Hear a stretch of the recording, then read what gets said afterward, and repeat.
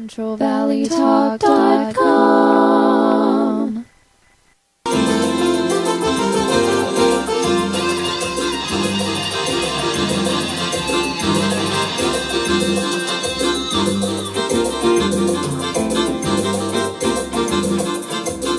Okay, welcome back to the Central Valley Buzz, everybody. I'm Chuck Leonard.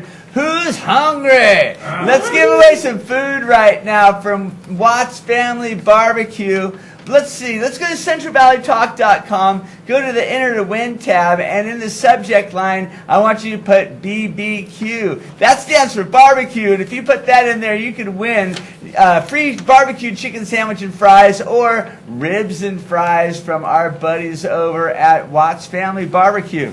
Now, let's bring in our next guest. Our next guest is, now, it says Walk for the Children, but the real name is... Breaking the Silence. Breaking the Silence. We have Marc Antonio, and you brought the founder of your organization. What's your name? Dakota Draconi. Dakota, nice to meet you. Now, tell me about Break the Silence. We're all about survivor empowerment and raising awareness about child abuse in the community. So people surviving child abuse. Yeah. Okay. And giving them something to live off of and not be a victim anymore, to transition from being a victim to a survivor, where you're actually like owning your abuse and what you went through. Okay. And how long has this organization been together, Dakota? We founded the organization in 2006, and our whole goal is to raise community awareness through community education and survivor empowerment. Okay. And why was it that you started this organization? Well, personally, I came from a background that was pretty severe. I'm a survivor of child abuse and of domestic violence, and so when I found my own voice, I recognized that breaking the silence is the only way to stop the cycle of pain. What do you mean when you found your own voice? For a long time, I was silenced as a result of my abuse, whether spoken or unspoken. The rules were don't tell. And so when I found my own voice as a result of my college classes and people inspiring me to find my own voice and tell my own story, then my partner in my feminist activism class helped me co-found the organization back in 2006. Now, since we're talking about some personal things right here, and we're doing this always to help, right? Can I ask you, does the child abuse, does that lead to getting with the partner that maybe has a tendency to abuse? Oh, it absolutely can. Yeah, the cycle continues, whether it's the child abuse cycle from one generation to the next, or survivors who grow up and marry people who treat them in similar ways to what they're used to. And does this go generation to generation in some families? Absolutely, and it usually gets worse with each generation. And so, we're taking a quick commercial break? Okay, we're going to take a quick commercial break, and we'll be right back on the Central Valley Buzz.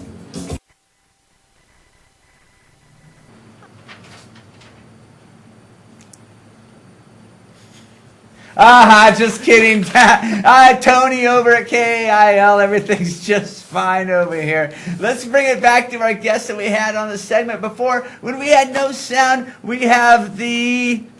Breaking the Silence. Breaking the Silence, and let's just go ahead and recap what we were talking about before. This is Dakota, and this is Marc from Breaking the Silence. And Dakota, tell everyone what the organization is all about. Silence is a nonprofit organization based here in Fresno dedicating public awareness about child abuse and prevention techniques by way of community education and survivor empowerment. Okay, and how long has this organization been together? It was actually founded in 2006. I've been speaking publicly about child abuse and related issues since 1999, and in 2006 we co-founded the organization and brought my speaking under the umbrella of the organization. And this is really powerful for you because this is from personal experience, right? Yes, absolutely. I'm a survivor of child abuse and of domestic violence. Okay. And the child abuse and domestic violence, we're talking about on the commercial break, that it's very normal for someone that's a victim of child abuse to find a partner later on in life that is an abuser. Absolutely. It's very common for survivors of child abuse to grow up and become abusers of children themselves. And it's also very common for them to marry a partner who's abusive of them. Now, it might sound kind of weird to people that haven't gone through this, but what you're saying is the people that have been abused oftentimes grow up to be an abuser themselves? Yes. Is that because that's the only kind of love they know? It's because nobody taught them any different, and nobody taught them that it wasn't acceptable. Nobody gave them the message as children that what was happening to them was not okay. And so then they grow up and they pass on the cycle of violence to the next generation.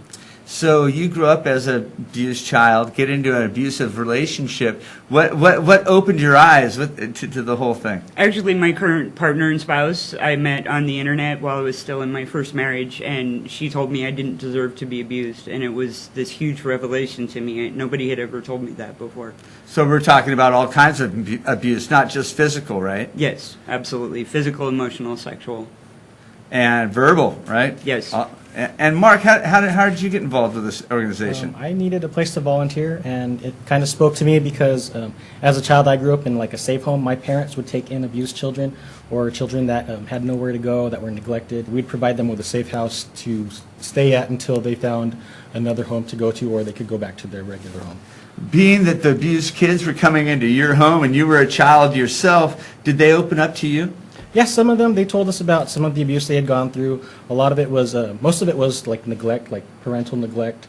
A lot of kids like bumping heads with their parents and not knowing how to communicate with each other. So we'd be like that safe house where they could go to cool off before they could go back to where their parents, to their parents' regular home.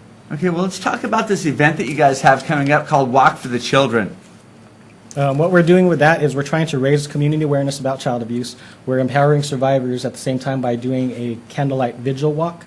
And we're trying to connect the survivors to different organizations that can actually help them. There's a lot of foster homes going out there. We have some community counseling services going out there too. Marjorie Mason Center will be out there for domestic violence.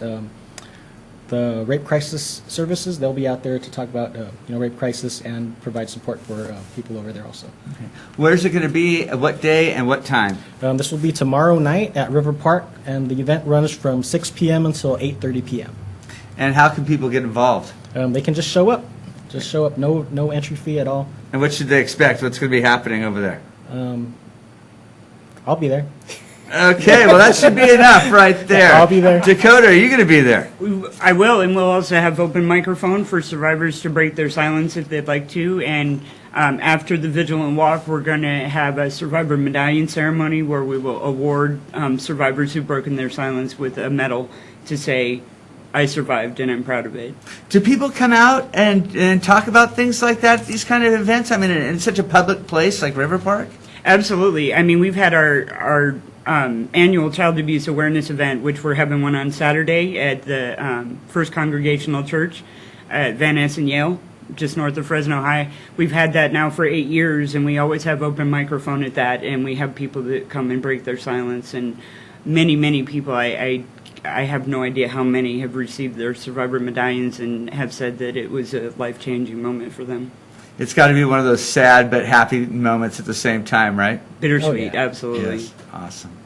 Okay, thank you guys very much for coming on. It's such a great thing that you guys are doing here in the Central Valley. We're going to take a quick commercial break, but when we come back, we'll